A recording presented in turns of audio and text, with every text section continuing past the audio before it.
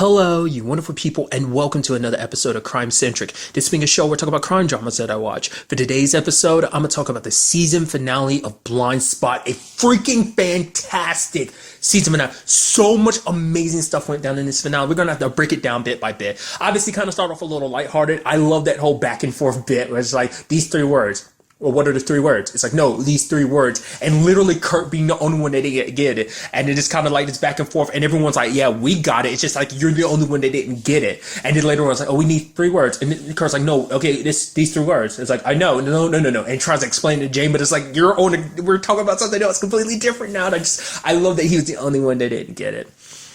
So basically, this entire episode revolved around Roman's final stages of his plan. It involves drawing Crawford in, because Crawford's like, oh, I'm not going to leave this whole situation done. Even though the FBI is like right around the corner, I'm not going to stop until Tom is dead, and then I'll worry about everything.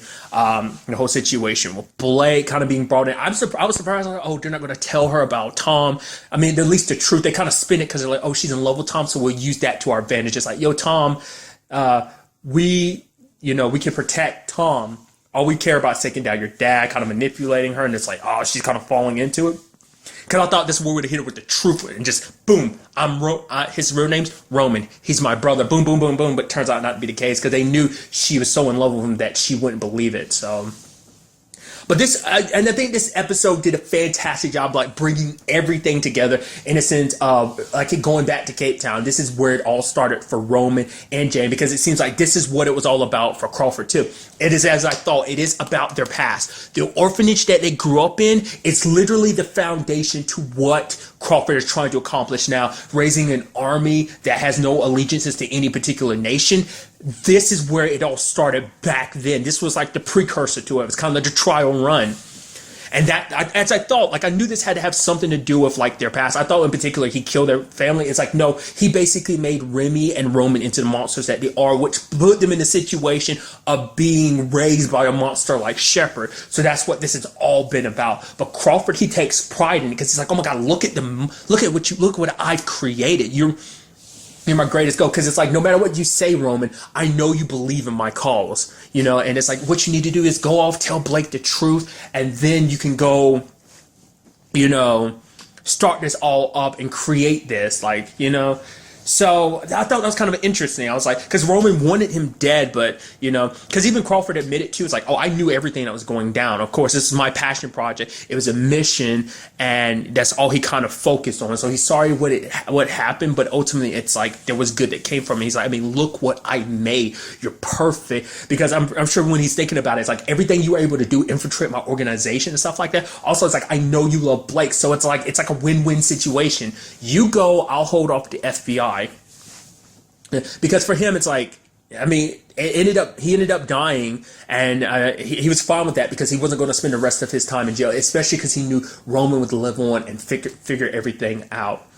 And so I was like, man, I guess in a way it's kind of full circle too that Jane would be the one to kind of end up putting him down inadvertently, because it kind of comes full circle. Roman didn't finish him off, but you got to. Obviously, it didn't have the impact like it would have if Roman did it, but still, like on some cosmic level, there was some justice to it. So that was kind of interesting. And this also, like I said, brought up a lot of different memories. It's just like, oh, like her memories start coming back. There's a whole fainting thing where she's like, oh, I'm pregnant. Because I was wondering, like, she was like, oh, I know exactly what it is when Patterson was worried. I was like, what are you talking about? It's like, oh, okay. Oh, you're pregnant? And I was like, it's like, no, there's got to be some like illness or something. Because obviously Roman's sick too, but like that never came up.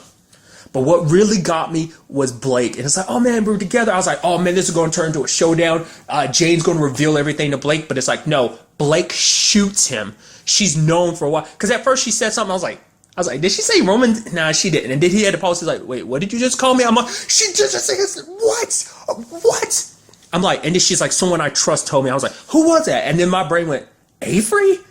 I was like, wait, this can't be what I think it is. And then who's on a freaking plane with her when they're leaving? Freaking Tasha. I was like, shut your face. Shut up. I knew it. I freaking knew it. That whole operation where he was like, oh, the comms messed up and she was alone with Blake. I knew it. That's what the CIA had her do. This whole thing, messing things up with Keaton, that was all part of the plan to make it seem like she's still good with the FBI so that they can get the information they need, I guess.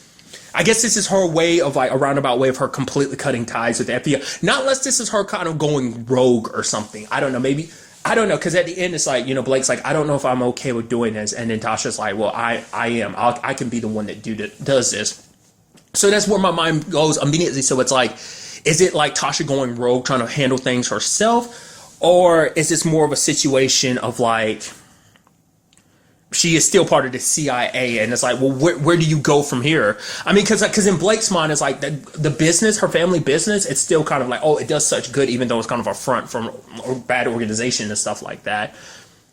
Because even Roman was like, was any of it real? And she was like, how could it be? I never even knew the real you. Goodbye. And it's just kind of like, oh, that sucks. Because everything he did, he was going to dismantle your entire family, but he stopped because he loved you.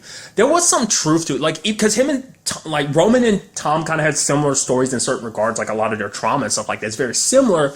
But like, so she kind of knew Roman, but she kind of didn't, but it's just kind of sad. But I'm like, oh my God. So that means Tasha again, to be fair, she cut ties with the FBI. And so I don't know where things are going to go from here. I like that little like transition where it shows her face and then it transitions to like Reed near the end of the episode. I thought that was kind of a nice cut because that just means that's representing what the future holds for. I'm like, that's so damn good.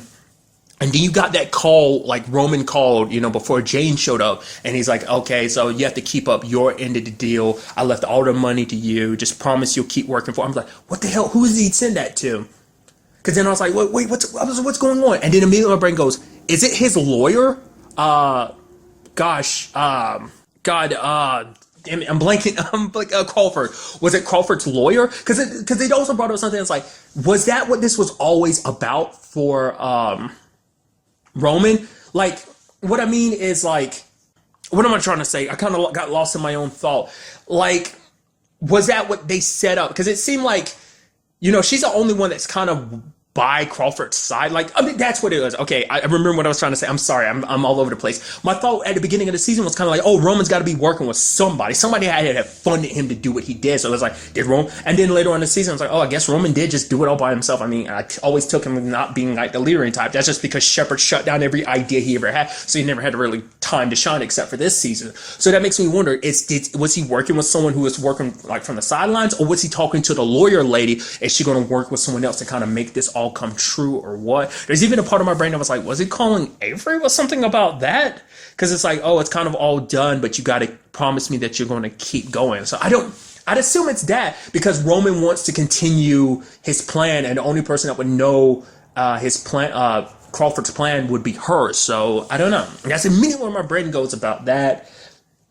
And it's obviously the hard part of Jane saying goodbye is like they apologize, because Roman's like, he's sorry because for him, it's like that dark hole he was put in, like in that orphanage that made him the way he is. He never got out. Even when he got out, he always kind of felt like he was still there. And that's what made him into the monster that he was. And, him and Jane, Jane holds him and it's like, the fact of the matter is you're not alone. You're not in that dark hole. And she's with him there when he dies. And it's like, she wanted to take Roman down, but we all know that there was a part of her that was like, I don't want Roman, because even Roman was kind of like, I thought I was okay with dying, but it's like, I'm not, in the end, even he was scared to die just so much, so it's kind of sad that things ended like that.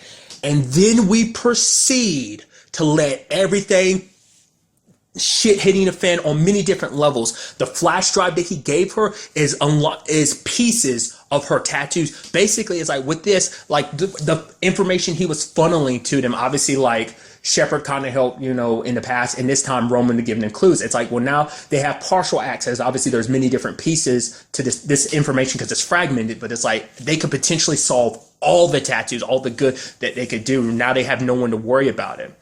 But then Jane passes out and she ends up in the hospital, and that's when we learn the truth. The zip. I'm like, oh my God. Zip is poison. So it flooded Jane's entire system. I guess it just took till, because that begs the question, like, does that mean it's slowly been eating away at her brain the entire time and just affecting her now? Because it's interesting because Roman was only zipped like last season, which was like 2 years ago, yet it still didn't affect him, and it affected him now.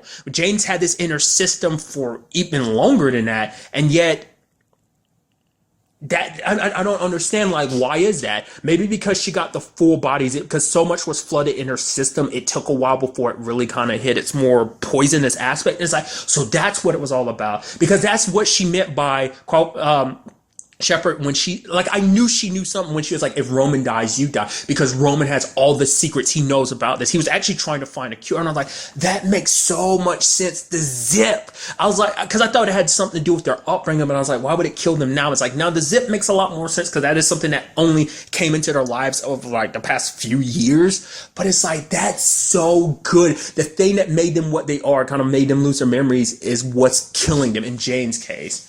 And it's like, oh my God. So not only do we need to collect all the fragments, data just to find the tattoos, but also potentially any information on Zip so they can potentially make a cure for it. But it's scattered, like those caches he has all over the world are all over the world. So there's that. And then there's the final nail in the coffin, the final twist. Jane wakes up, she's looking around, I'm like, oh my God, she doesn't remember. I was like, no, that sucks. But it gets worse because she doesn't remember, because she's Remy again. This is literally like everything she's experienced for basically the past, 4 years? Because there wasn't that much time between season 1 and season 2. There was only like 2 months or something like that. Season 2, roughly the end of season 2 to 3, it's like 2 years. So I'm thinking like, so it's been like 4 years technically. 3 years, I guess, still kind of applies potentially, but all of that is gone because her memories pick up right before she lost everything, and so now she still thinks she's deep undercover. She's calling Shepard, Oscar, and stuff like that. Which she's going to have a rude awakening when everything comes out, because obviously she's going to try and keep up the front, but she doesn't realize like everything's changed. Like she doesn't know how, because she tries to call an old contact. It's like Sandstorm is dead. Your mom is locked up. Your brother is dead. You literally just lost him. And it's like, holy. And what's so interesting is because Avery's there too, because we still didn't, like, Avery, I'm surprised, did not pop up in this episode one bit. I thought she would because of like the whole news about Roman and Crawford, but it turns out not to be the case. So, man, but she's up there faking it, because in her mind it's like, oh, the last thing she said to Shepard was like, oh, I'm gonna go there and I'm gonna rip apart. I'm gonna get close to them and then I'm gonna rip them apart. It's like, oh my God, that's so freaking good. That's so deliciously good, dude. Oh my God. Like, I don't know if this is coming back for a 4th season, but they need to. Because I already kind of had it in my mind, like, a potential next season would be diving deeper into, like, I figure she, like, eventually, because Jane's never confronted the whole Remy situation. She never had to. Now it's coming full circle where not just her, but the entire team is going to need to confront Remy. And I'm curious to see how this all plays out, considering, like, everything she knew about her life is gone. Like, because she doesn't even realize, because it's going to be twisted when she realizes, oh, the team already knows about her being Remy, the whole everything. So I'm curious to see what she does. Like, obviously she's going to be acting a little differently, but the team's going to be like, no, it's okay. Like, she just woke up. Because obviously she's been out for a while, because when she wakes up, like, Kurt was in the hospital because his bullet wound was infected and it doesn't look good, which means he could potentially die. But it's like, oh my God, so good. Because that's something, like I said, like, because we as the audience never got to know Remy. We seen bits and pieces, but I think this is going to be our first chance to really get to see Remy and just see how different she is from. Because it's interesting because, I mean, to be fair, it's interesting because eventually, I guess I should have figured it would happen eventually anyway, because when Roman got his memories back, he turned right back into Roman. It's like, I guess like a lot of that jogged a lot of her memory, and the moment like the attack happened, I guess it's almost like a seizure. It just like jolted that side of her brain. Like it did, like I guess the zip in her brain kind of just wiped out what Jane Doe, but I guess it's more like it probably got pushed to the, like, because like for her, she probably thinks like, oh, I just went undercover and stuff like that. I'm still undercover and stuff like that. So she thinks she's probably still, during the events of season 1 is what she's still thinking. But it's like, obviously, I know that was a while back. So that's just crazy to think about. But plus where Kurt's situation is, plus Tasha doing whatever the hell her and Blake are doing, which is interesting. Because there was a part of my brain that's like, oh, could he have been calling Remy ahead of time? It's like, no, he wouldn't know that it would have those side effects against Jane. He probably thought Jane was just going to be Jane forever because the whole thought was like, oh, Remy's dead. But I always felt like that was always going to be something that came back because I thought like what would happen is she'd struggle between being Remy and Jane. I mean, that could still be a possibility in a future season just because I thought it would be like a situation of her having both memories at the same time, like remembering who she was as Jane, but remembering so much about Remy. I mean, a lot of her life as Remy still was gone. Like she remembered fragments, but she's never fully remembered everything. Once again, that's why I'm like, I still don't know if Roman remembered everything. The only reason why Roman came after Crawford because he found out the truth. It's not like he remembered it. I mean, how would you know something like that? So I'm like I said, I'm hoping this comes back for a fourth season because I'm so curious to see how everything unravels, like the whole tattoo thing, especially because let's not forget, all those tattoos she's got on her too are things Roman put on her. Those aren't the original tattoos. They're still there, but obviously the new tattoos on top of that, deciphering all of that. Also like, oh yeah, like we were looking to the cure for you, and then she'll probably be like, wait, what? It's like, yeah, you're unconscious, so we couldn't tell you, but you're dying because of the zip in your system and stuff like that. So, oh man, I'm so excited. I don't even know if it's coming back, but I want it so badly, dude. And they ended it perfectly with her looking off like, oh, everyone's grabbing her shoulder trying to comfort her and everything, and she's got that devilish smile on her face like, oh, it's all going according to plan. Not by a long damn shot. That rude awakening when it all comes out. But like, I'm also curious to see what happens when she meets Avery. Like, she remembers having Avery, and that's going to be interesting when she sees Avery. She's like, wait, what the hell? You know, so that might be something to kind of balance it out. Like, the thing is, that's the thing. Because Roman, I guess he ultimately, in the end, Crawford still kind of got what he wanted to a certain extent because, oh, the monsters he created, it died with Roman, but now it's back with Remy. So, I mean, hell, for all we know, she might end up being a force for that. Like, for whatever he was trying to create, maybe someone tracks down Remy later on and does that. I don't know, maybe we get some more Sandstorm contacts pop up out of the woodwork and like, oh, like tell her what's going on, like all that's happened all this time. I don't know. I'd be so fascinated to see what that all would entail, dude. Like, what I was trying to get to is like maybe Remy can tug at that Jane side of her, you know, that motherly instinct to kind of keep her. That might be her main reason to stay around is because Avery's here. So plus she's got it. Plus there is the whole mission thing. But the moment she finds out the mission's kind of over, maybe she'll try and run. But then meets Avery and it's like, oh, I gotta stay to figure out like what the hell went down and like what happened to everything and everywhere. So, like I said, a fantastic season finale. Ah, so good, so freaking good. Apply to the fullest and enjoy it. Good day and good